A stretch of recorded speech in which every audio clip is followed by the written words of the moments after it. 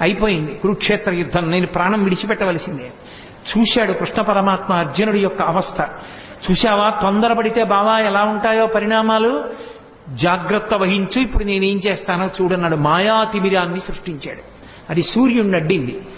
సూర్యాస్తమయం అయిపోయింది, అర్జునుడు కొట్టలేకపోతున్నాడే అన్నాడు. అలా మాటలు చీకటి పడింది అన్న మాట వినపడగానే అర్జునుడు దగ్గరలో లేడు కదా అని సైంధవుడు నిక్కి నిక్కి తలపైకెత్తాడు. తలపైకెత్తి నిలబడ్డాడు. బావాడిగో సైంధవుడు కొట్టేయన్నాడు. బాణం వేసి వెంటనే తలని కొట్టాడు. కొట్టగానే మాయాతిమిరాన్ని తొలగించాడు. చీకటి పడ్డా కొట్టాడందాం అనుకున్నారు, మళ్ళీ సూర్యుడు పైకి వచ్చాడు. అమ్మా మనం పొరపాటు పడ్డాను రా, సూర్యాస్తమయం అవ్వలేదనుకుంటున్నారు. సైంధవుడి తల బావా కింద పడిందో నీ తల నూరు ఒక్కలైపోతుంది. ఎందుకంటే సైంధవుడికి తండ్రి ఉన్నాడు, వృద్ధక్షత్రుడు ఆయన పేరు. ఆ వృద్ధక్షత్రుడికి తపస్సు చేస్తే పుట్టాడు, జయద్రథుడు అన్న పేరుతో సైంధవుడు.